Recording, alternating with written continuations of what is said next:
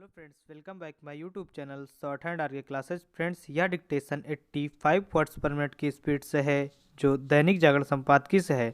Daily नए नए dictation पाने के लिए चैनल को सब्सक्राइब करें, साथ में बेल आइकन दबाएं। डिक्टेशन स्टार्ट होगा 5 सेकंड बाद।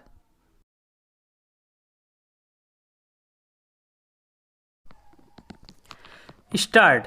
चीनी सेना ने लद्दाख की गलवान घाटी में धोखे से भारतीय सैनिकों को जिस तरह निशाना बनाया, उसके बाद चीन से रिश्ते सामान्य बने रहने का कोई कारण नहीं रह जाता। चीन ने अपनी हरकत से भारत के भरोसे को तोड़ने के साथ ही दशकों पुराने संबंधों में जहर घोलने का काम किया है। इसमें कोई संदेह नहीं कि उसने ऐसा जानबूझकर किया है ताकि आर्थिक व्यापारिक मामलों में भारत को दबाव में लेने के साथ ही देश दुनिया का ध्यान कोरोना वायरस से उपजी महामारी से हटा सके।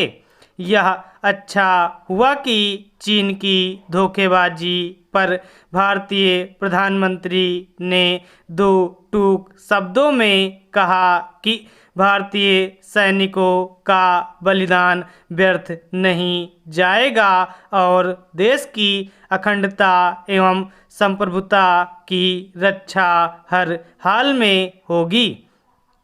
चीन को जवाब देने के अलावा अब और कोई उपाय नहीं, क्योंकि उसने अपनी हरकत से खुद को भारत का शत्रु साबित किया है। चीन के शत्रुतापूर्ण व्यवहार की झलक उसके विदेश मंत्रालय के प्रवक्ता के उस बयान से मिली, जिसमें उसने गलवान घाटी पर दावा जताते हुए कहा कि वास्तविक नियंत्रण रेखा का उल्लंघन तो भारतीय सेना ने किया है। यह चोरी और सीना जोरी है। जिस गलवान घाटी का कोई चीनी नाम तक नहीं, उस पर वह अपना दावा कर रहा है।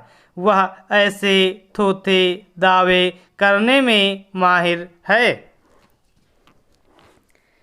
चीन पहले दूसरे देशों की जमीन पर छल कपट से कब्जा जमाता है और फिर सांध की बातें करने का ढोंग करता है। भारतीय विदेश मंत्री ने उसके ढोंग की पोल खोलते हुए यह सही कहा कि गलवान में जो कुछ हुआ उसके लिए सिर्फ वही जिम्मेदार है। चूँकि चीन अपनी तानाशाही का भोंडा प्रदर्शन करते हुए अन्य पड़ोसी देशों को भी तंग करने में लगा हुआ है, इसलिए भारत को उसके खिलाफ अंतर्राष्ट्रीय मंचों पर सक्रिय होने के साथ ही उससे पीड़ित देशों के साथ भी खड़ा होना होगा। चीन को यह बताने की सख्त ज़रूरत है कि वह अपनी शर्तों पर रिश्ते कायम नहीं कर सकता। यदि वह गलवान घाटी से पीछे नहीं हटता तो फिर भारत को उसके खिलाफ अपने सारे मोर्चे खोलने में देर नहीं करनी चाहिए। उसे वहाँ चोट पहुँचाई जानी चाहिए जहाँ सबसे ज़्यादा असर हो।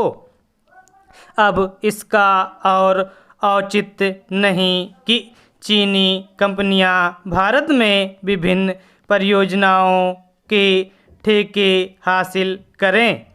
चीन के इस मुगालते को भी दूर करना होगा कि उसके बगैर भारत का काम नहीं चल सकता।